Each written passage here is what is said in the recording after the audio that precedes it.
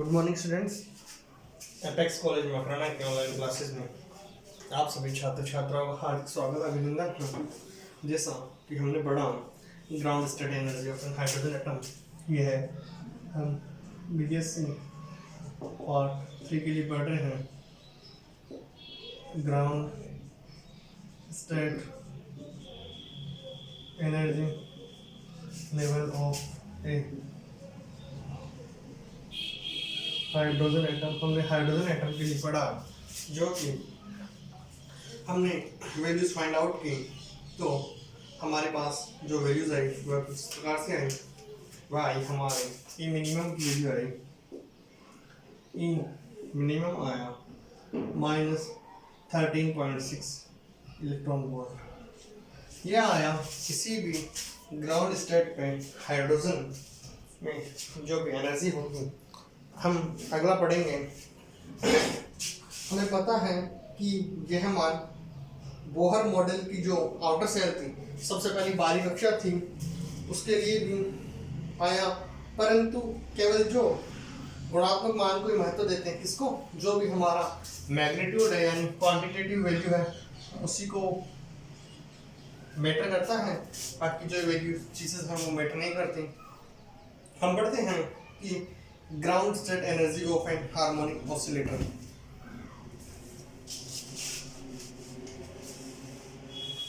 हमारा अगला next topic है ground state energy of a harmonic oscillator. हम इस प्रकार से समझने की कोशिश करते हैं कि जब कोई कण सिंपल हार्मोनिक मोशन करता है, सिंपल हार्मोनिक मोशन का हम शुरू से एग्जांपल लेते हैं। तो एक पेंडुलम जो इस प्रकार से मोशन करता है वो क्या है, असंचलन। क्या है, सिंपल हार्मोनिक मोशन। इसी को हम क्या कहते हैं, सिंपल हार्मोनिक मोशन।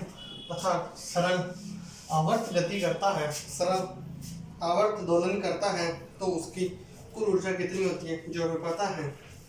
हम नोट करते हैं कि जब कोई कण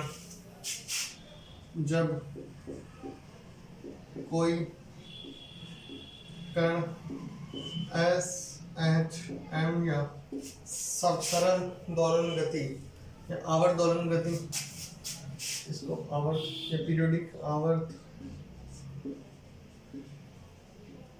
दोलन गति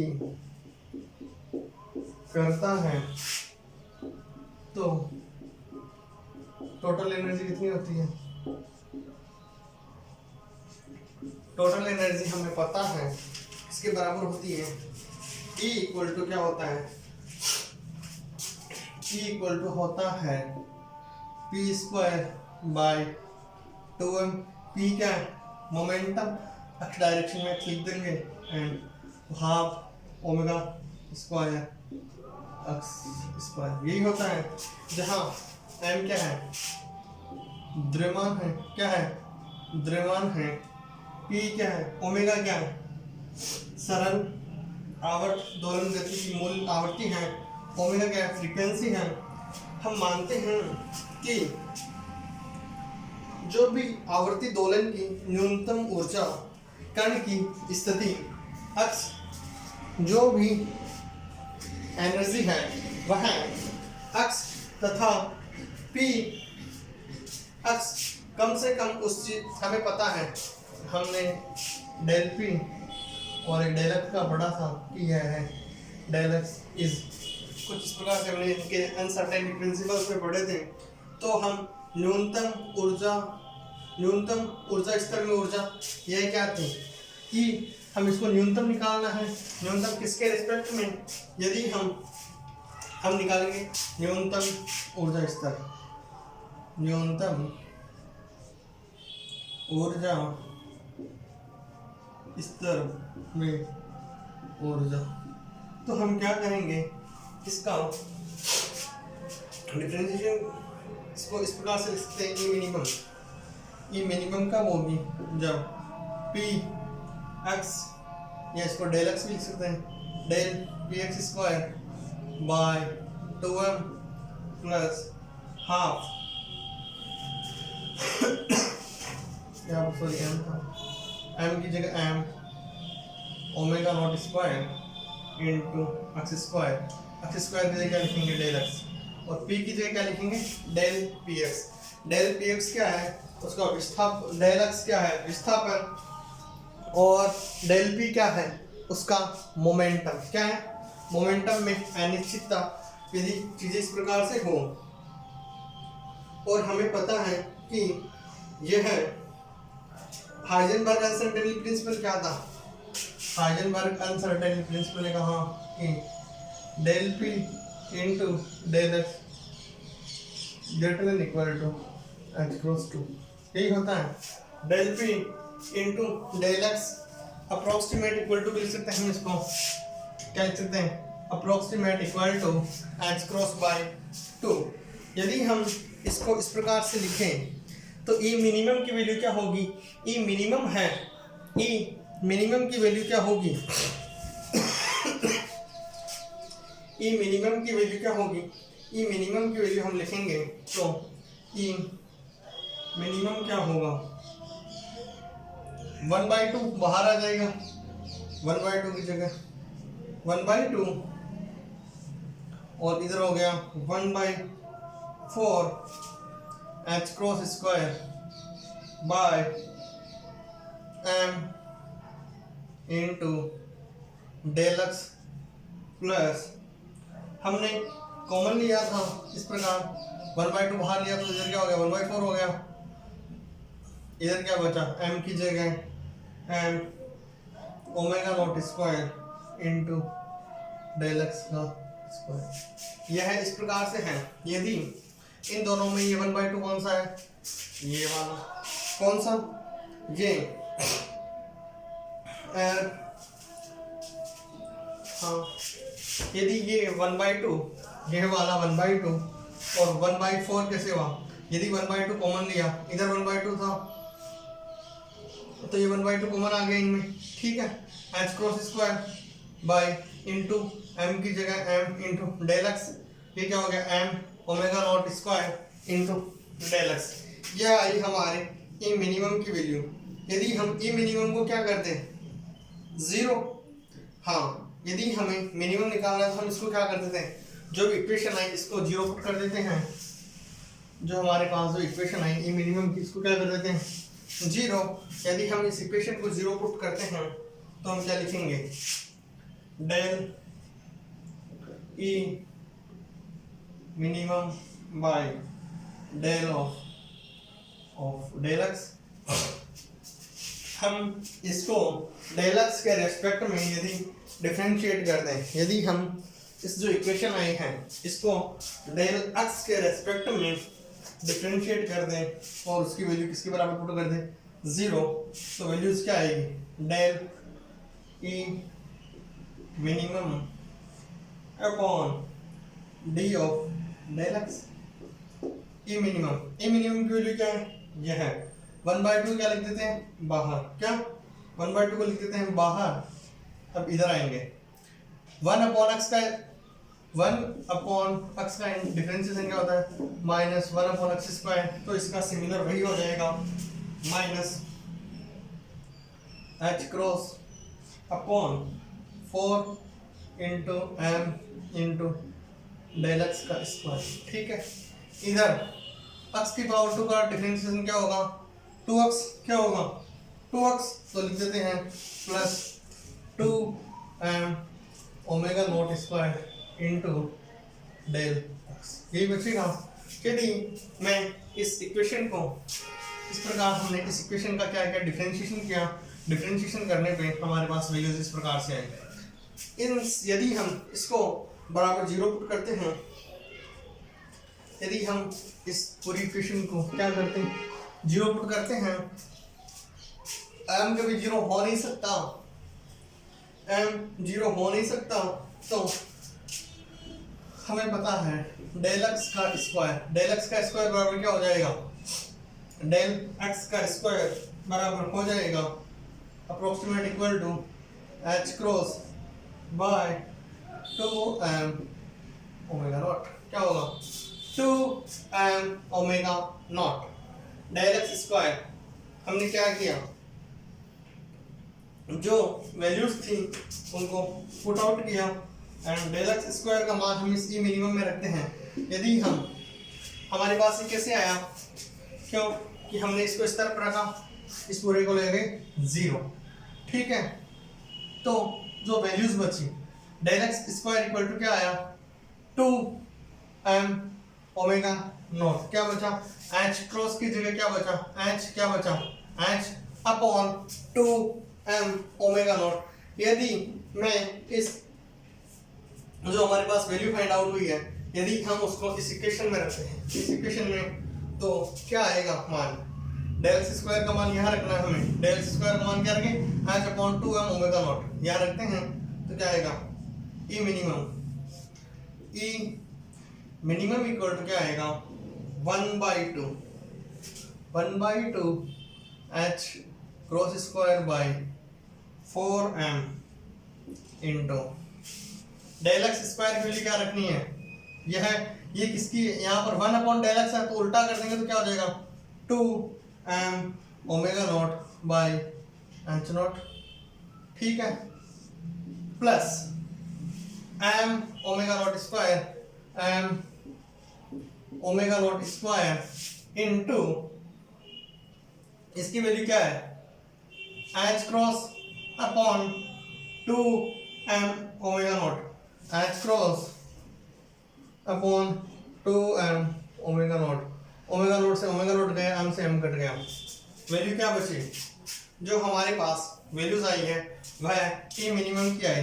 ई मिनिमम की वैल्यूज क्या आई, ई मिनिमम की वैल्यू आएगी यहाँ से s क्रॉस से ये स्क्वायर कट गया, m से m कट गया, क्या बचा 1/2 की जगह 1/2, ये 2 से 2 कट गया, क्या बचा 1/2 h cross into omega naught, plus उधर क्या बचा h cross upon omega naught into 1/2 h cross की जगह h क्रॉस एंड ओमेगा की जगह ओमेगा बचेगा, ठीक है, ओमेगा ऊपर बचेगा इसमें, ठीक है। ये किसकी आई ई मिनिमम की वैल्यू। हमारे पास ई मिनिमम की वैल्यू यदि हम इन दोनों को जोड़ते हैं, half h omega naught plus half h omega naught क्या हो जाएगा h ओमेगा नॉट, ई मिनिमम इधर लिखते हैं, ई मिनिमम क्या बचेगा 1/2 h क्रॉस ओमेगा नॉट, क्या बचेगा h क्रॉस ओमेगा नॉट, यही बचेगा। ई मिनिमम की वैल्यू आई हमारे पास h क्रॉस ओमेगा नॉट का हाफ। हम यदि natural width of spectrum line पढ़ना चाहें, हमने इस इक्वेशन में क्या किया, सबसे पहले हमारे पास जो ई की वैल्यूज थी, ई की वैल्यूज क्या होती है p square by 2m plus 1/2 m omega naught square into m square, ठीक है, हमने इनको रखा। उसके बाद जो वैल्यूज आई उससे हमने उसको डेल एक्स के रेस्पेक्ट में डिफरेंशिएट किया। जो डेल एक्स के रेस्पेक्ट में डिफरेंशिएट किया तो हमारे पास कुछ चीज़ें इस प्रकार से निकल कर आई। जो डेल एक्स की वैल्यू आई या डेल एक्स स्क्वायर की वैल्यूज आई, डेल एक्स स्क्वायर की वैल्यूज को हमने इक्वेशन में रखा तो हमारे पास ई मिनिमम की वैल्यू आई 1/2 ओमेगा नॉट एच क्रॉस, क्या आया 1/2 omega naught into H cross. हमें पता है कि क्वांटम मैकेनिक्स के अनुसार सरल आवर्त दोलन की शून्य स्थिति का ऊर्जा मान यही होता है, ठीक है, अर्थात 0 पॉइंट एनर्जी यही होती है। यदि हम हमारा अगला टॉपिक है छोटा सा कि natural width of spectrum line, हमें केवल डिफरेंशिएशन आना चाहिए था इसमें, और E इक्वल टू क्या था 1/2 p square by 2m plus जो ओमेगा की टर्म्स में एनर्जी होती है वह लिखी। उसके बाद हमने उसका डिफरेंशिएशन किया, डेल एक्स की वैल्यू पुट आउट की, तो हमारे पास ई मिनिमम आया 1/2 ओमेगा नॉट एच क्रॉस। हमारा अगला टॉपिक है natural width of spectrum line. Natural width of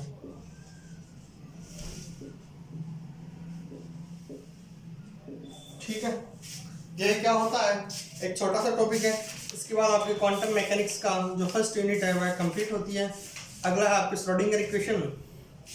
जब कोई इलेक्ट्रॉन निम्न ऊर्जा स्तर से, जब भी कोई इलेक्ट्रॉन ग्राउंड स्टेट से हायर एनर्जी लेवल में जाता है, तो ऊर्जा में क्या होता है, ऊर्जा लेवल जो भी एनर्जी लेवल है उनमें क्या होता है, संक्रमण करता है। तो जो भी एक्साइटेड इलेक्ट्रॉन है उसमें से कुछ क्षण ठहर कर पुनः निम्न ऊर्जा में आता है, मतलब ग्राउंड स्टेट से गया यानी कम एनर्जी लेवल से हाई एनर्जी लेवल में गया, तो उसमें क्या हुआ, संक्रमण हुआ। संक्रमण हुआ तो जो एक्साइटेड इलेक्ट्रॉन था, एक्साइटेड इलेक्ट्रॉन जो ग्राउंड स्टेट से हाई एनर्जी लेवल में गया, तो वह वापस किस स्टेट में आ जाता है, अपना ग्राउंड स्टेट एनर्जी में। जितने समय तक इलेक्ट्रॉन उत्तेजित अवस्था में ठहरता है वह औसत समय ऊर्जा स्तर का हाफ लाइफ टाइम कराता है। यानी कि कोई भी इलेक्ट्रॉन कौन सा इलेक्ट्रॉन, एक्साइटेड इलेक्ट्रॉन जितने समय तक रहता है, जितने समय तक उस संक्रमण के बाद वहां पर उस स्टेट से रहता है और उसके बाद कहाँ जाता है, अपने पुनः निम्न ऊर्जा लेवल में, उसको क्या कहते हैं, उसका लाइफ टाइम ऑफ इलेक्ट्रॉन क्या कहते हैं, लाइफ टाइम ऑफ इलेक्ट्रॉन। सामान्यतः ऊर्जा का जीवन काल तब इक्वल टू कितना होता है, 10⁻⁻, तब इक्वल टू होता है 10⁻⁻18 सेकेंड। कितना, -18 सेकेंड।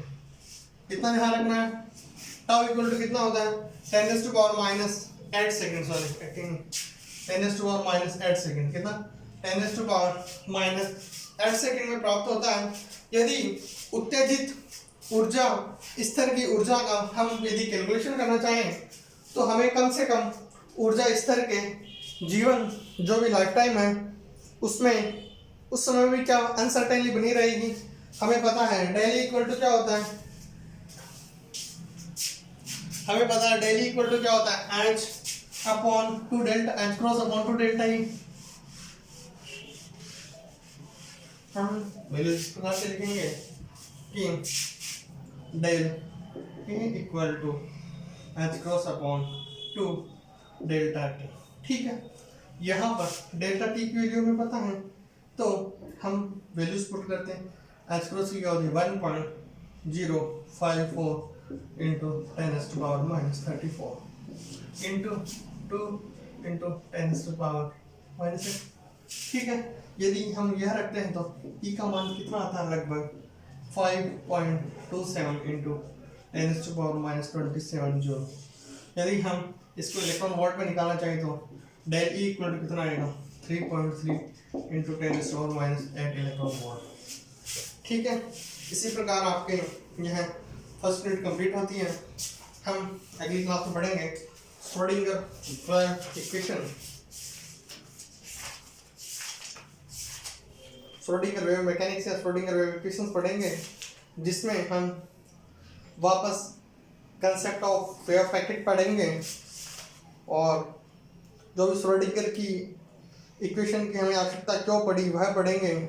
श्रोडिंगर समीकरण का औचित्य क्या है, जस्टिफिकेशन पढ़ेंगे और जो 3 डायमेंशन में श्रोडिंगर को किस प्रकार लिख सकते हैं वह पढ़ेंगे। इस प्रकार आपके फर्स्ट यूनिट कंप्लीट होती है और मैं अगेन आप सभी छात्र छात्राओं का अपेक्स कॉलेज मकराना परिवार की तरफ से बहुत बहुत आभार ज्ञापित करता हूँ। And again thank you so much.